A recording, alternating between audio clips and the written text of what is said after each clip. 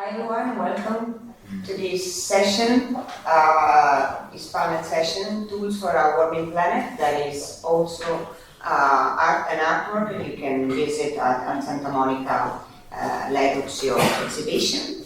We have here Sara, Beth Ferguson and Marina Monsonís. And this panel is a work, Tools for a Warming Planet is a collection of current and speculative tools for adapting and to a changing world. New tools are needed to understanding, responding, communicating, building and live together through the climate chaos. This crowdsourced collection represents exciting potential for a new future from designers, artists, activists, and scientists worldwide. Thank you very much. Thank you. Okay, so we'll start by just letting you know how to see the other part of this, which is the exhibition. It's at Art Santa Monica downtown. The collection had a call to crowdsource tools from all over the world. We also worked specifically with Barcelona designers and artists to collect local tools to connect the local projects to global conversations around responses and action towards a more sustainable, more resilient planet. So this is part of this. Is from the piece in Santa Monica. So the piece is a collection of crowdsourced work. We worked as we collected pieces to understand also the categories of work and the intersections between categories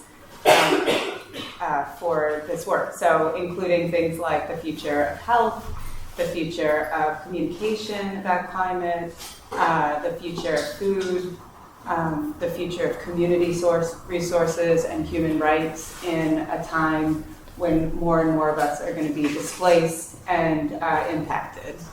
And as you can see, we have the cards, which will also this summer be turned into a digital collection and added to, as well as objects from some of the pieces.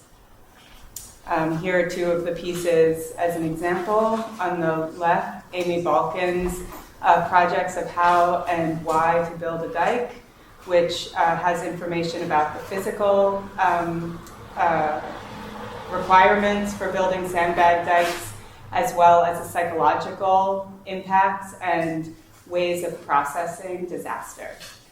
On the right, you can see a work by a Syrian refugee working on the Refugee Nation project, which has been building all kinds of resources for the collective group of displaced people worldwide, including an anthem and a flag and other ways that we collect and have agency through governance.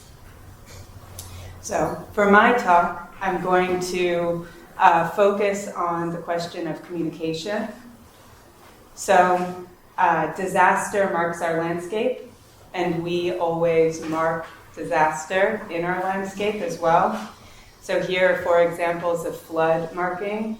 From on the left, the flood itself. This is a mucking out after a monsoon storm in Jakarta. In the middle, the boat marks from when the flood was there. And then towards the right, ways that we continue those markings to remember. We also mark rescue and response. So these are, on the left, markings of human rescue and how we communicate it after a disaster, and on the right, structural rescue and how we understand what's safe and not after a disaster. And then we also mark safety, so the anticipation of disaster, evacuation routes, fallout shelters, ways that we understand our land to be a state of disaster when it's not happening. And we've done this throughout time. So the tsunami rocks in Japan are a really fantastic example of a technology of disaster where the high water point is marked through these poems and indications that tell you where safety is. And these are still used today. There was a really wonderful recent story of a Japanese school where there was a tsunami warning, and the students had studied the local tsunami rocks, and they all ran up to the rock, and it was still an indication of safety, and it still worked to keep them safe. So this oral generational histories of disaster, this is like a totem to transfer that generational knowledge on the land.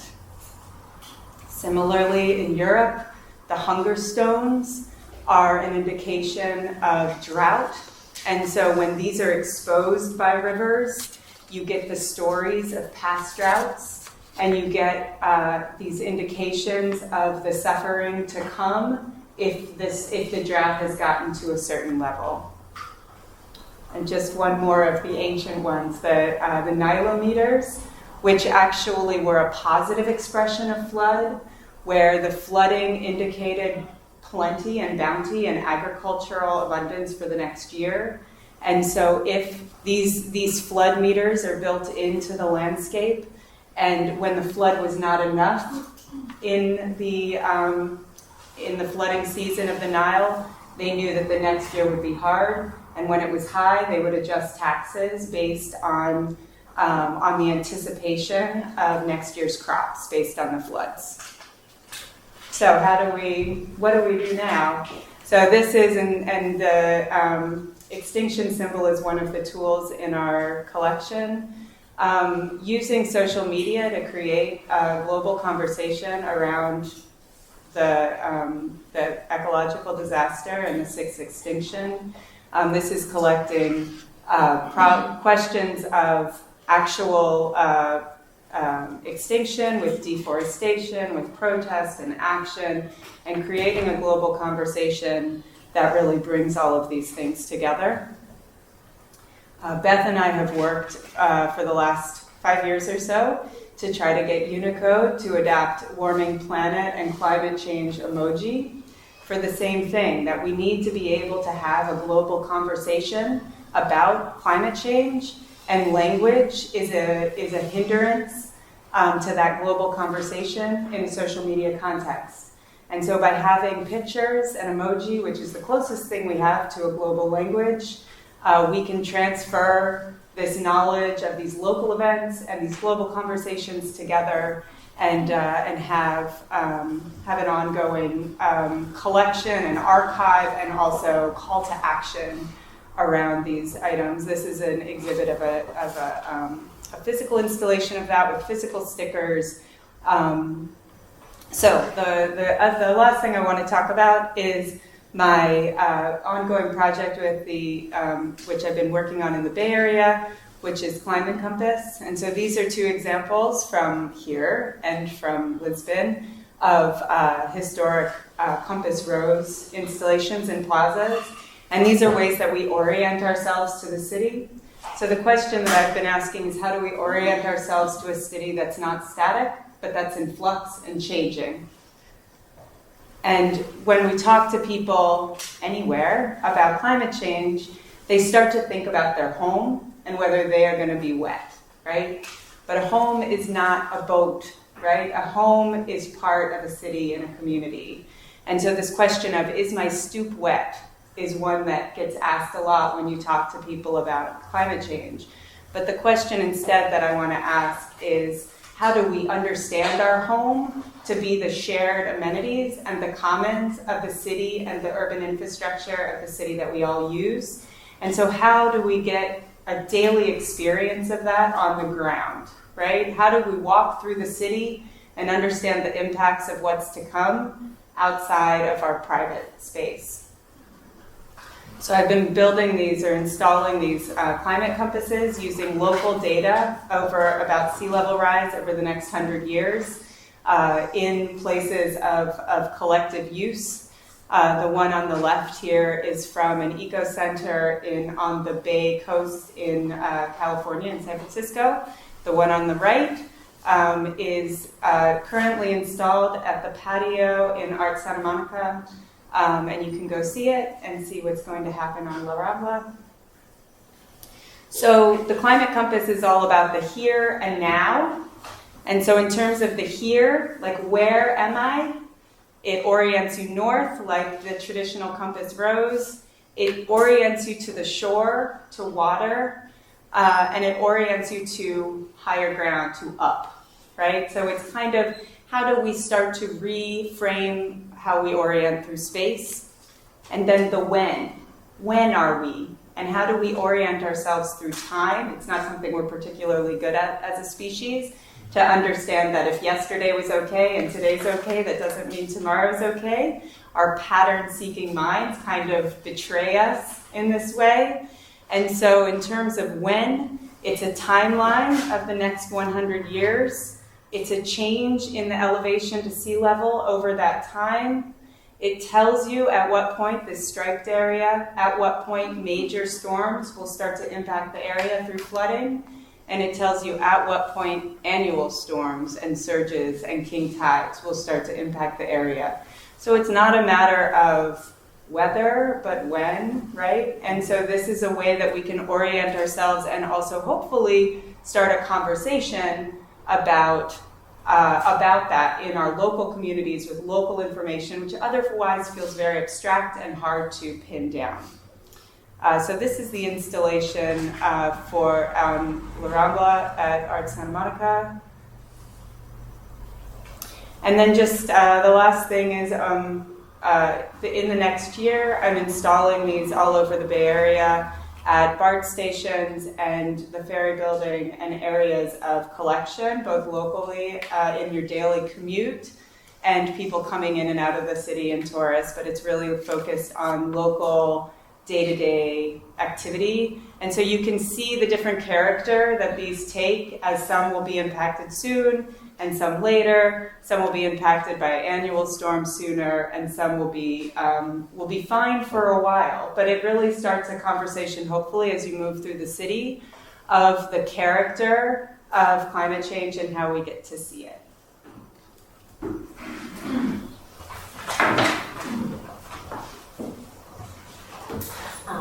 Thanks, Sara. My name is Beth Ferguson. I'm a professor at the University of California, Davis, and I work between ecological design, climate crisis solutions, and collaborate a lot with Sara on some of the projects she's already mentioned. And it's a pleasure to be here. So today I'm going to talk about building the post-carbon city. And many scientists, thought leaders are telling us we have 5 to 10 years to really reduce our carbon emissions by half. So that's behavior change. And I think artists, designers, scientists, we need to work interdisciplinary, and that's what I really love about the spirit of ISEA and how these different voices can really make change. So at UC Davis in Northern California, we invite you guys to come visit. We've just made a new makerspace, and we also have a undergrad and graduate program and are working really hard to get our students to physically use tools to create projects like gray water systems. We have one of the pieces in our show is jewelry that cools the body. So getting our students to really think kind of in a future method and mode to create the things that we need for the future. But I'm going to take a trip back to the past. This is Pete Seeger, a very famous folk singer from New York, and he says, if it can't be reduced, reused, repaired, rebuilt, refurbished, refinished, resold, recycled, or composted, then it should be restricted, redesigned, or removed from production. And I think the pandemic has given us an opportunity to really think about local, and that's what I love. You'll hear soon from Marina about her focus on local food production, local craft. And as we see shortages globally, it gives us a chance to retool how we're producing items, and maybe there's things we can live without. So I'm seeing this as an opportunity.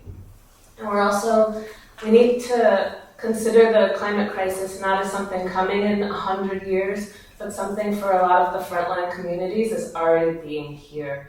I could put 2020, I could put 2021, and we're really afraid for 2022 in California, in New Mexico, with the wildfires that are burning millions of acres. So we feel in California that the climate crisis is here. The smoke, whether it's from fire, whether it's from vehicle emissions, is so intense, and it's really time for a massive behavior change.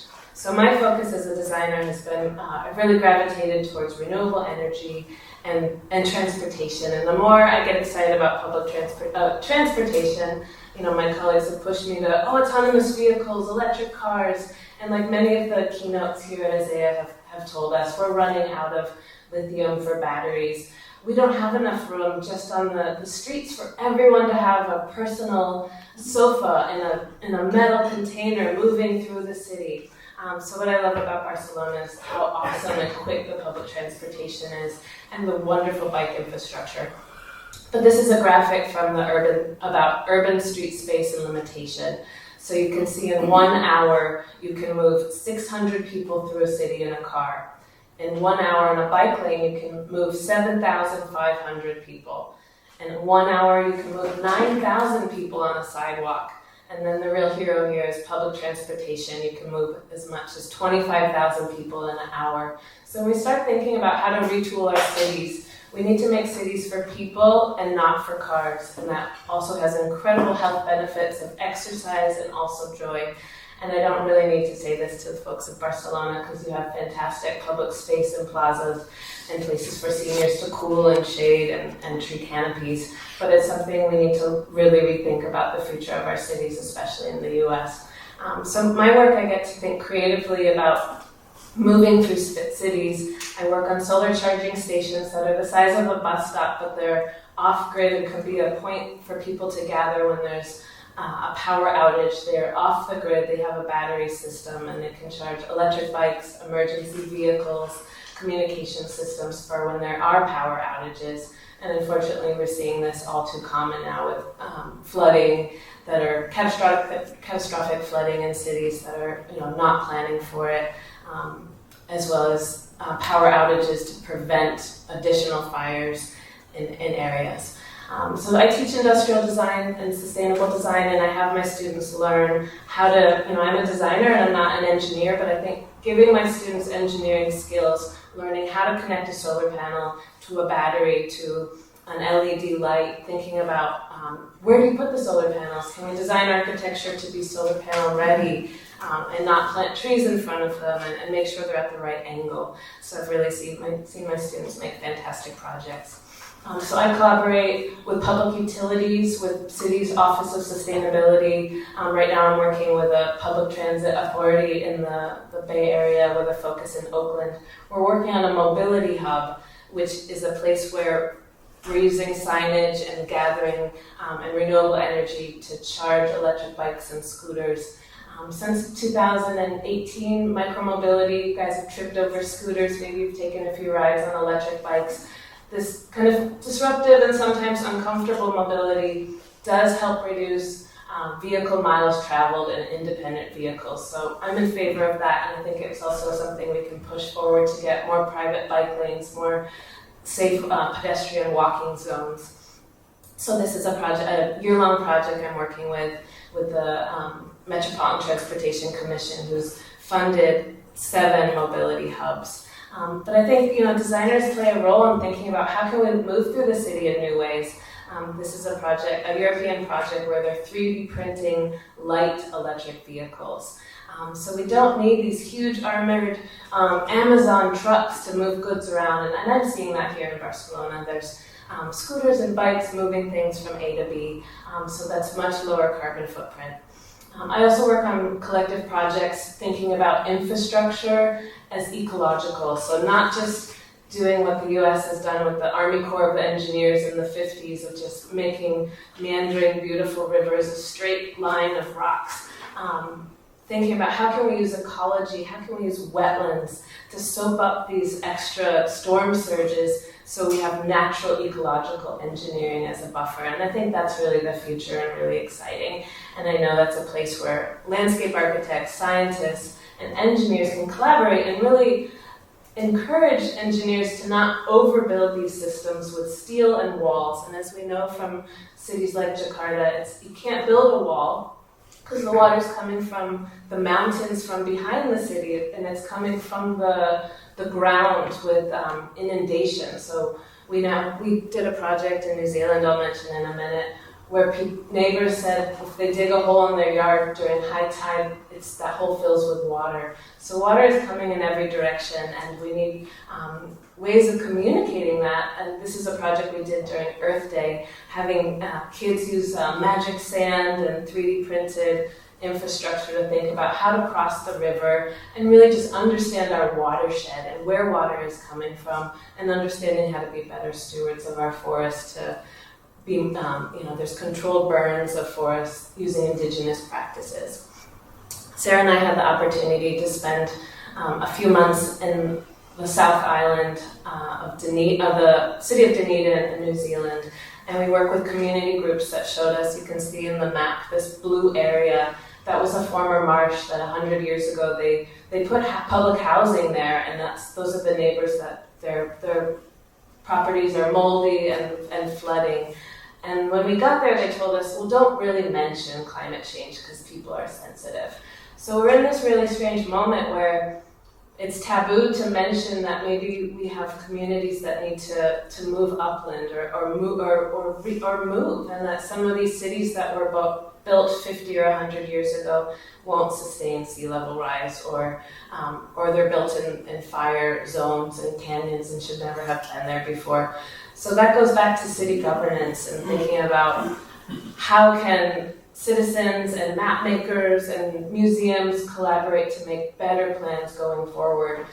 I've talked to developers in San Francisco, and they say, to build these big skyscrapers, it was a 15-year project, and imagine it like a train going down a hill. And now that we have sea level rise information and know that neighborhood's gonna flood, it's too late. But my challenge to our community is it's not too late. If we use science and data and smart ways, we could really prevent future families to be not in the line of harm, and figure out how to do that more creatively. So working in New Zealand, we got to make this projection map called the Living Map that digitally shows layers of sea level rise as well as historic images. And if you're curious about knowing how your own city is going to fare with sea level rise, look at the old maps and find out where filled marshes, and those are the places that are going to flood first. Often they're the infrastructure zones. They're where there's wastewater treatment plants, where there's airports, and where there's lower income housing is in that marshland. And we think, oh, I live in the hills, I'll be fine. But if you don't have a sewer system, if you can't get on the train, you're not going to be fine. So we're all in this boat together. And the more we think about shoring up some of our communities, the better we're going to be. So that's my rant on, a call for a challenge. Working with students at the University of California, Davis, I have them explore eco-materials. This is my student, Eldy Lasro from Peru, who did an eco-materials library where she's made open source recipes that you can do your own cooking in your lab and come up with ways of using kombucha, mycelium to make electronic cases. This is her bio-eco enclosure that's in our exhibition at Art Santa Monica. You can go visit. It'll be up until the end of August. Some other projects that we were able to collect over the last couple months have a little bit to do with science, but are still very, very creative, so I thought they were a good match for ISEA.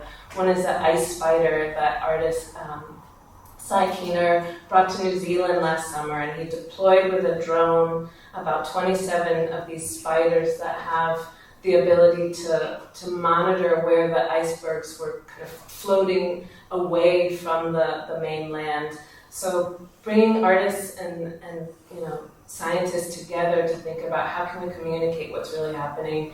We're so inundated by media that we see, another iceberg is drifted. It's hard to really feel what that could look like or how that would be impactful.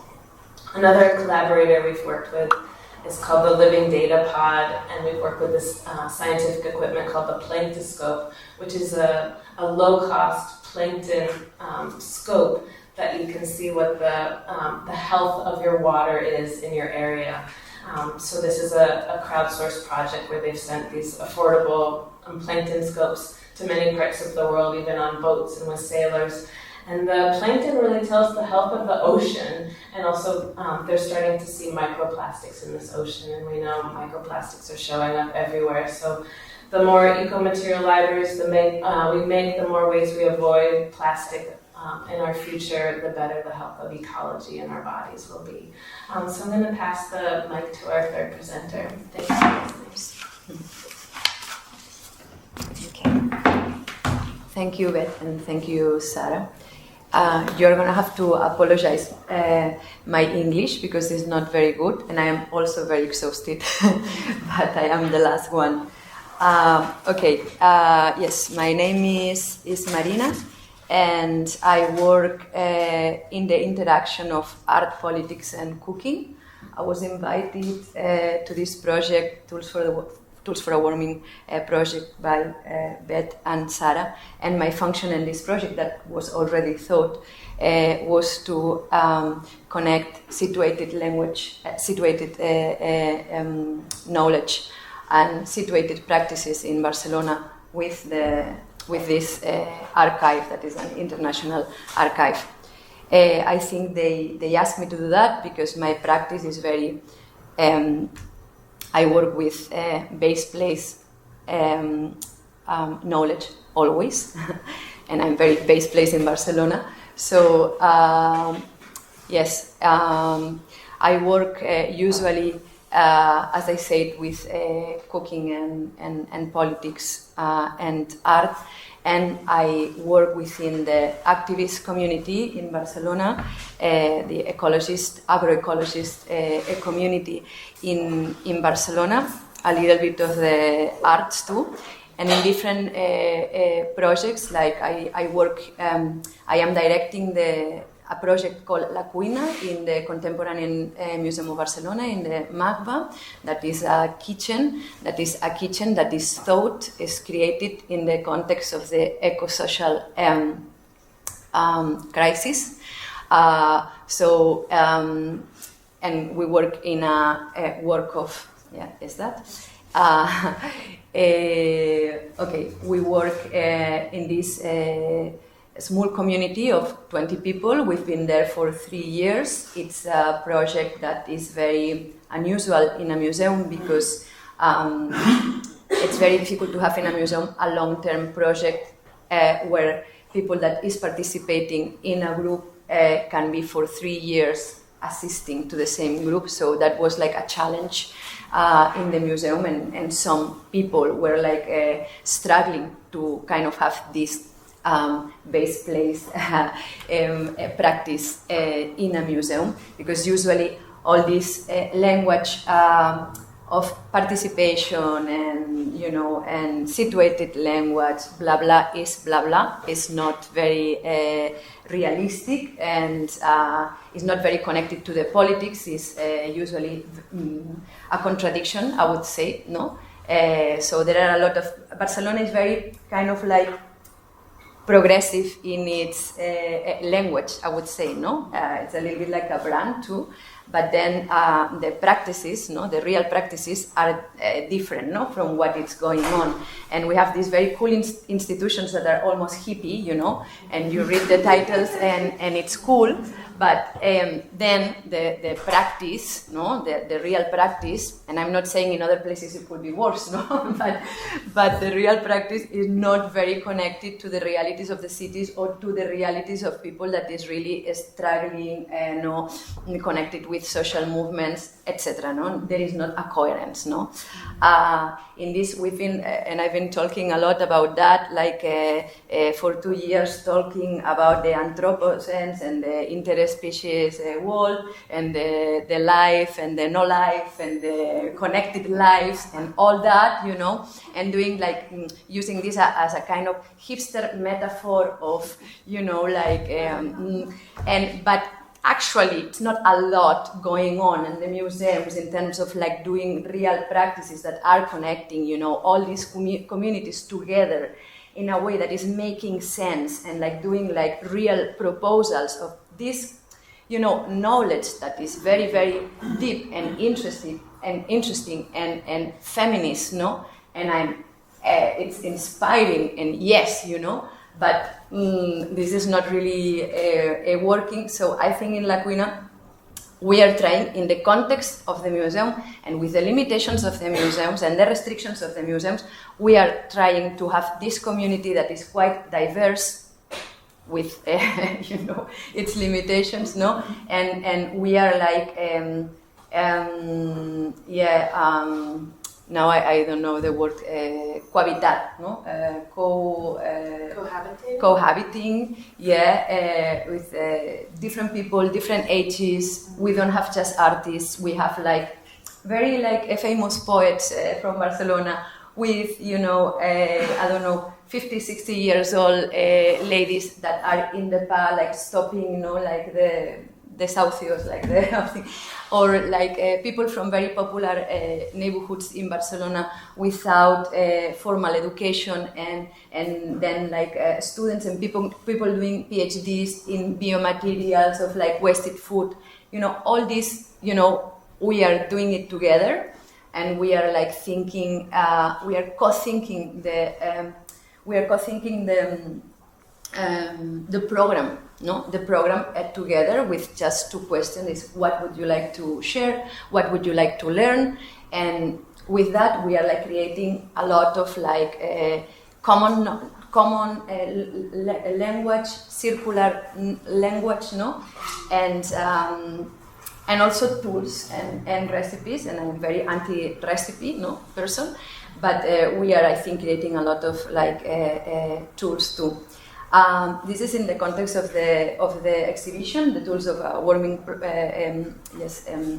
planet. Yeah, and we invited a lot of different people, 20 people from different projects in Barcelona that are working within this intersection of food politics and agroecology politics and arts. Very, very different, and we kind of like did like this meal together.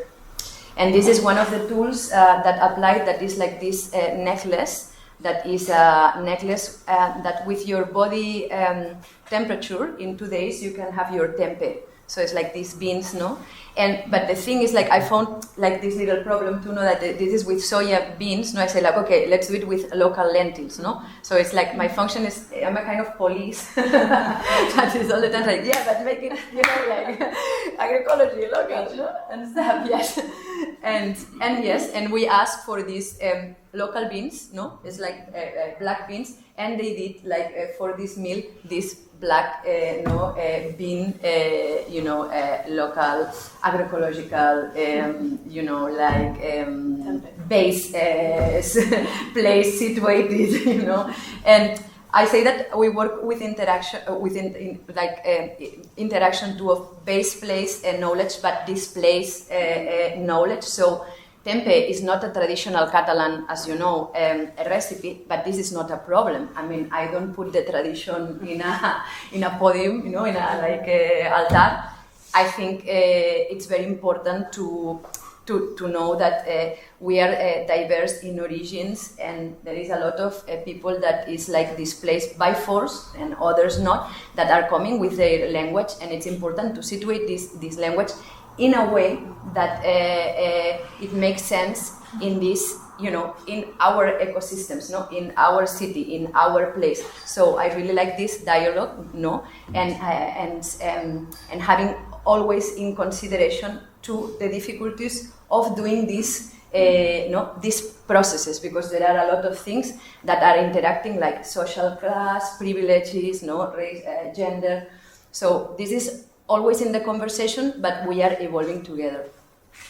This is a book I did that is called La Cocina Situada, situated kitchen. It's a dictionary, illustrated dictionary for food sovereignty. I don't like sovereignty at all, I have to say, but that was like the kind of. And we wanted to name it una soberanía alimentaria de barrio. It's like a neighborhood, but also it was not possible.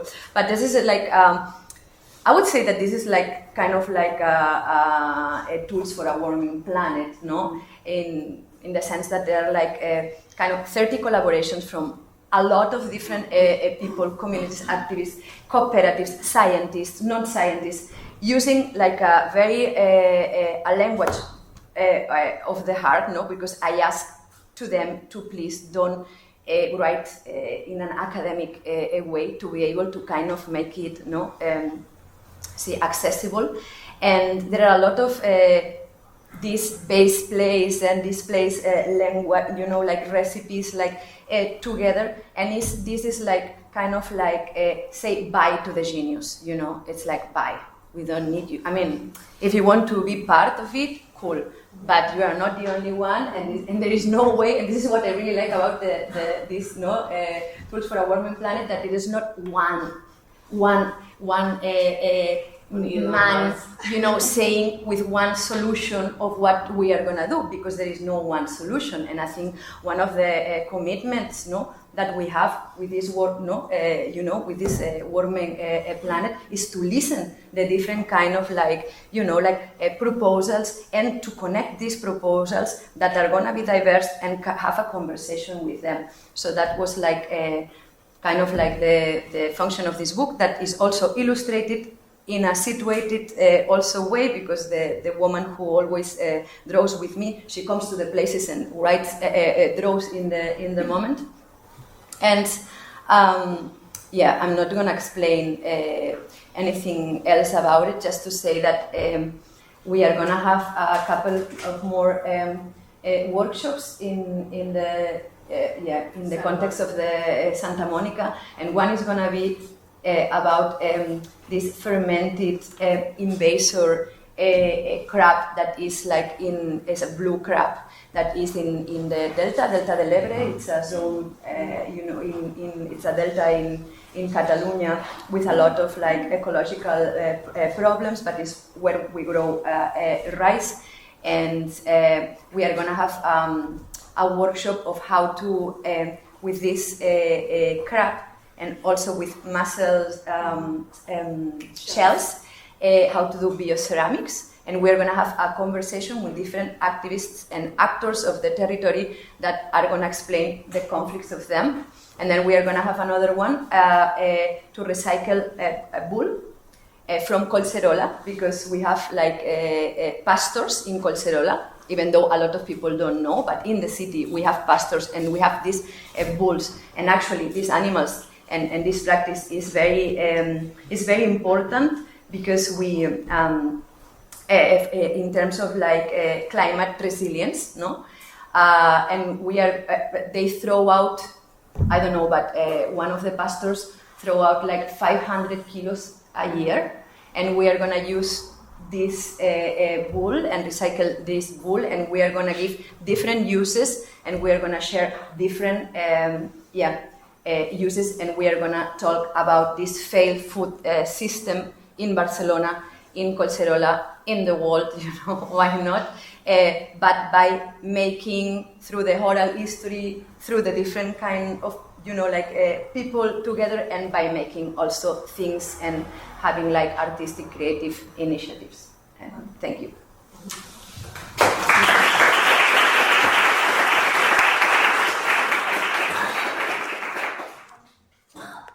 So that's kind of how we wanted to share information, and maybe we can invite the curators up if you have any, or open the audience up to questions.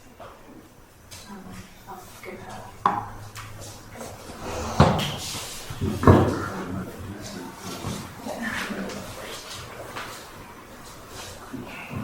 Thank you. Very interesting talk. At the moment, I'm doing a curation. I'm working as curator for an institution that, and the project is related to the global warming and is focused on data visualization of this global warming. I wonder if in your project you have also projects on that area, on that field, because I have seen most of them, and I saw the exhibition about the global warming is already there, so we are going to react and not really to the other side, to the still working with data in creative ways. In terms of data in particular? Yeah. I think it's interesting, the Climate Compass project started specifically because a group of scientists had done a really large, comprehensive data analysis of the San Francisco area, and then they had all of these findings, and then they told everybody about their findings, and then they asked them, do you care more now about global warming or less? And they were very surprised to hear that the answer was less. And it's because they were not communicating it at a ground level. It was huge, it was big, they could zoom into their home and say, I'm okay, and then zoom out and not care. And so I think what design can particularly do is find the story and find the individual and find the community in the data. And that's a very different thing than data, right? Like data is the starting point, but really narrative and storytelling is how we become actionable in the data. And so I don't know if that's exactly what you're asking, but I do think that those collaborations are incredibly powerful because it allows, because there's amazing scientific work going on climate data. And it's changing, obviously, all the time. Like, all the projections go up faster and faster. But the responses are much more difficult. It's like you need to formulate the question that is about the future and the response and the community, and not the question that is about scales that are hard to grasp to an individual or to a daily life or to the time span of a life or your child's life, right? And so I really, we can't do this in silos, and it really has to be about conversations across these disciplines, right? From science and design and art and community and activism. And then we get better questions, and then we can actually potentially, hopefully, get better answers. I'll jump in and say kind of the classic data biz is Ed Hawkins' warming stripes. So yeah, what's next, right? Like we've seen the warming stripes. This is 1850 to 2020. It's going from blue to red. So data visualization is really important and it is really powerful. We know the project Surging Seas, and that's international. You can type in your address and see when your doorstep will flood. But what is next, right? How do we reduce 50% of our CO2 in the next 10 years? And I think that's the next step. Is you can't open your news feed without a climate crisis event.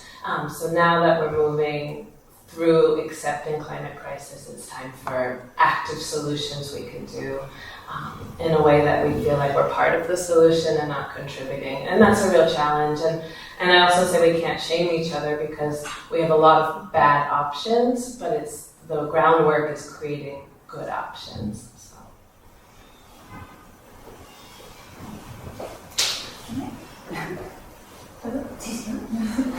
Thank you very much for your presentation. It's really inspiring. I'm Milena. I work at Fabla Barcelona, so I'm very familiar with the Domingo Club project. Then Sara, Marina, I would like to talk to you maybe in private to understand also Sure. how you managed to keep the sustainability of your Laguna project at MACBA for so such a long time. But my question goes to Beth about the project in New Zealand. I lost your first, right? Sorry. I'm interested in understanding what were some participatory tools that you use for engaging with these local communities. I understand that you are not originally from there, so how was this process of creating trust also in understanding, inviting first the community, listening to them and seeing like what would be feasible for you to do in the time that you were there? And if in these participatory tools you also considered the mapping of their emotions, for example, understanding their concerns or their ambitions or even previous experience in the relation to the rise of the sea level or the other questions that you were exploring with them. Leslie, also interested in understanding from this project if you had any follow-up in identifying the real value curation in the territory? Perhaps any contact with policymakers there, or if this evidence has been creating this environment that the community could help them somehow to proceed for something that's more important. Yeah, that's a great question and really thoughtful. Thanks for gathering your thoughts. I'll answer some of the questions and allow Sara, who did the project with me, to fill in what I miss. But I'll say it was a special residency. We worked with the 01 American Arts Incubators, and they partnered us with the U.S. Embassy in Wellington that connected us to a museum. So the long story short is partnerships. So as Marina is able to do, working with a natural science museum and connecting to local schools. We worked with the Otago University, who has a Department of Science Explanation. So their students are trying to explain science data. So that was a really nice partnership. We had a grant that gave micro grants to community participants, so we were able to give them, €1,000 to work with us, because it takes time. I think it's naive to think a community group is going to be able to work with you for 80 hours just because it is the right thing to do. So making sure your grants cover that community participation time. But I think it was still, or this was 7 years ago, there wasn't as much writing about emotions and climate change, and I think a lot is starting to come out. That conversation, books are coming out, so I think it's a really interesting moment to start talking about, climate anxiety, climate mental health, and how do we work with our students to come up with a solution or a vision that isn't about, we have some communities that don't have a future, so that's so heavy, and it does take civic engagement. So this particular project, we were able to meet with some city leaders and invite them to panels and talk to them, but we just scratched the surface, and the idea was to give some tools so that those groups could continue the work after we left as kind of engaged artists. Yeah, I'll just say in general, one of the great violences of going into a community from afar and working and leaving is when you take that with you and you don't leave it. And that happens all over the world constantly, right? Where the benefit is to the person who's come in and not to the community. And so it was incredibly important, it's always incredibly important to us that this is not a project about us or our egos, or it is a project about activating a conversation locally that is actually a benefit of having outsider perspective, where the actual benefit that we can have is to say, oh, look at this new place, tell us about your community, we want to listen, we want to help you elevate what you're already doing, all of those things. So I think part of it is just already getting into the mindset of we are leaving this here, we are not taking it with us, we are not colonizing this information, right? And especially coming from the United States, we have to be incredibly clear that we're undermining the power structure that we're coming with instead of validating their, expectations. So I'd say there were a couple other things we specifically did. One thing that was a really interesting takeaway of listening to communities is New Zealand even talks about flooding in a way that was not the way that we use English to talk about flooding. They have two types of flooding. They have flooding, which comes from above, and puddling, that comes from below. So it took us a week to even understand we weren't even using the same language in English to communicate about flooding, right? So it's those kinds of things that start to allow this to not be about our assumptions and be instead about community. I would also say it was very interesting. We had worked in places that were working on flooding as a fast and continuous process. New Zealand is really working on climate change as a slow process, being an island that was only, in terms of the history of human inhabitation, pretty recently inhabited by humans, or mammals in general, and every mammal is new to the place. They have a very different sense of time in terms of climate change, and wanted to talk to us about the climate change of the development of penguins and the change of whales more than what was happening today. And that was fascinating and wonderful. And so we also did things like we left a curated climate change self-guided tour in the Natural History Museum. So without changing any of their history, we had an overlay layer where people could go through the historical and cultural museum and see climate change through the history of New Zealand. Things like that we just like, things that we could leave with the community.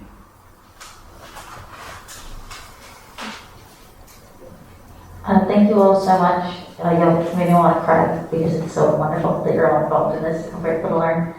And I love that all of you in some way have done something physical.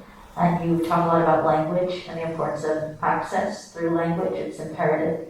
And I'm also fascinated by how similar there is a rhythm about space, this idea of leveraging space and welcoming people to this space. And storytelling has been our main tool as humans forever. So how do we tell the story with language in a way that's accessible and makes it less elite, less high-handed, and less like we're privileged people who can be sustainable? And I wonder, do you see pathways for getting civic engagement through use of forums and public squares the way that they were intended? Like, is it very difficult to get access to have this happen in public squares for free? Has that been difficult? Do you want to start? If I see pathways, like possible pathways to kind of engage people into this transmission of knowledge of Public space. yeah, And how to get those conversations across on a leap. cooking. Yeah, I think cooking is a good way. Yeah, I think cooking is a language itself, and yeah, and you know, you are using all your senses while you are cooking. So you are using your body, but it's like you have to smell, no? It's you have to touch. It's like visual or not. And if you have any problem, if you cannot see, or if you cannot touch, or if you cannot smell, it's also not a problem. You can be there too. So it's very inclusive, no? So I think it's a great pathway to kind of like have very complex conversations, but also very honest conversations, and very warm, also not welcoming conversations. Okay, sometimes conflicts emerge, but I think we don't have to avoid the conflicts. So you can have also a problem in your stomach or something, after you have a conversation while you are cooking or eating. It's part of the process, but at least my experience, and I've been like almost 20 years like working with food and like cooking and processes and community processes, is that it's very, very, it's a very easy way to connect with the others, and something that is very, very necessary, because lately we are much more disconnect to not just to food, to life, no? So with food you are connecting a lot of aspects of life, no? And you can talk about everything, and it's very accessible. And in terms of the oral history, I think you were saying something, no, about oral history. I think it's very, very important also to listen, no? To listen other generations and people that is and the diversity, no, of peoples, no, cultures. And I think in the oral history has a lot of knowledge, tips and metaphors, no, that are very, very useful, no? So I think like memory, we can use memory in a tactic, can you say that? Yeah. Tactic way, no? Not as a nostalgic, something, no? It can be nostalgic, but I think in memory we have a lot of tactics for the present, no? And this kind of language and oral language and oral history has been dismissed, no? A lot by other types of knowledge. Mm-hmm. And it's very important because in the lines we have a lot of like recipes, tools, no? Stuff that we can reinterpret.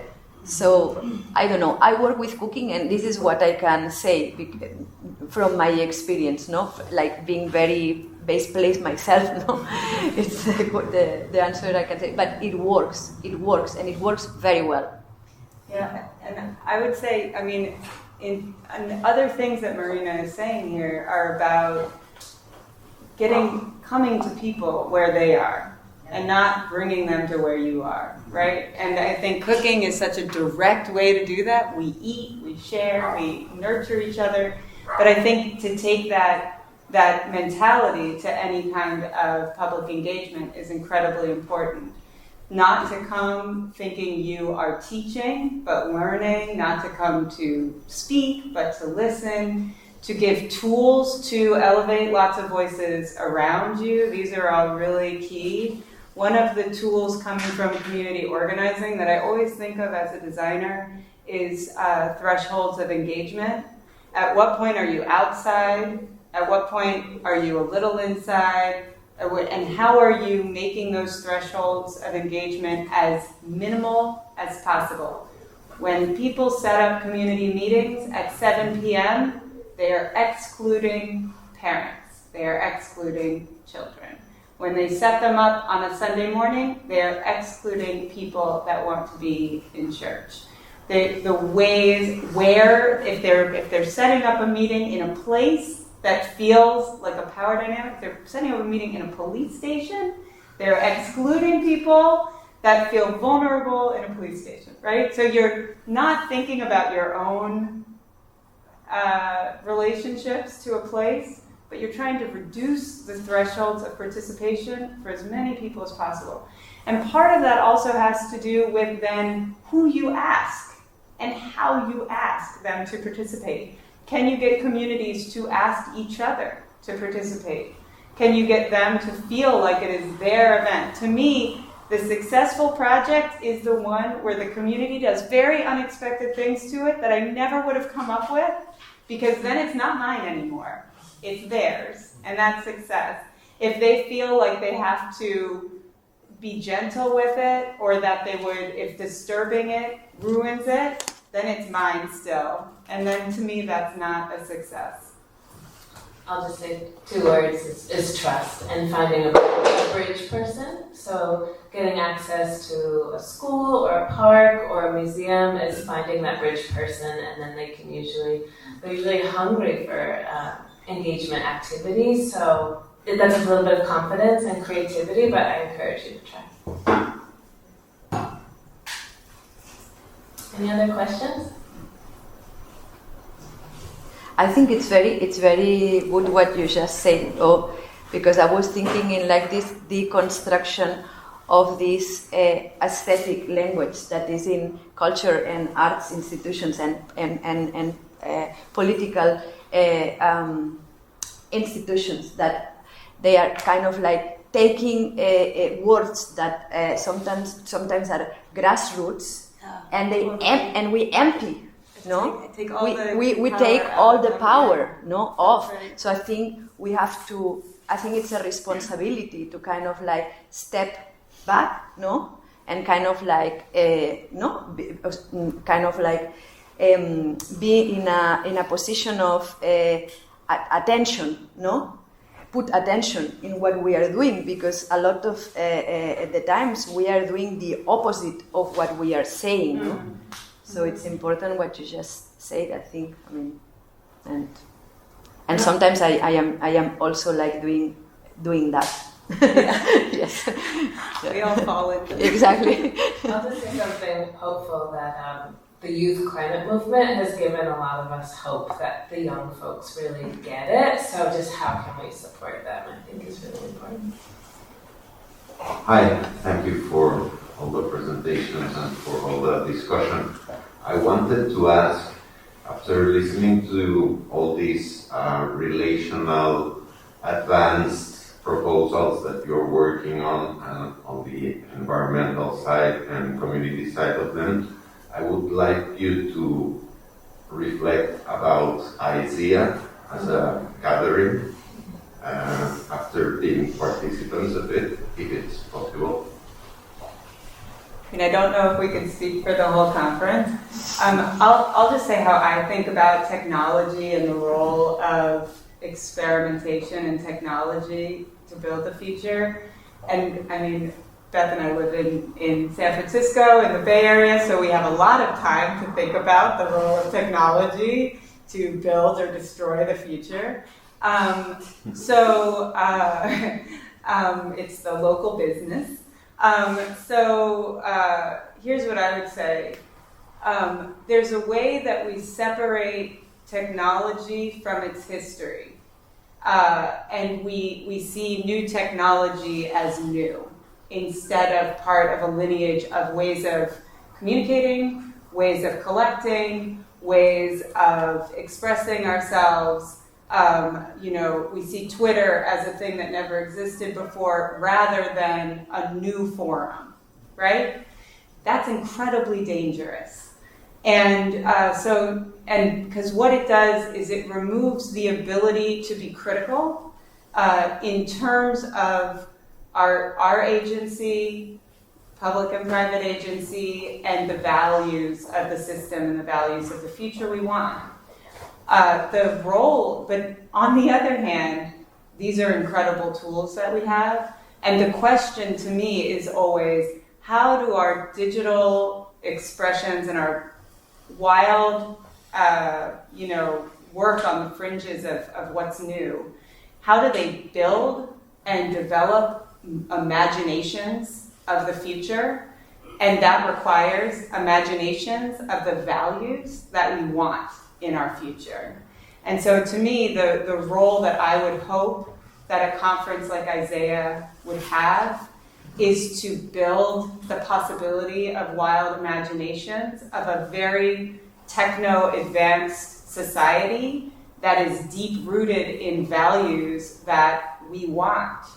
And so, anyway, to me, that's the role of new media arts. That's the role of aesthetic experimentation.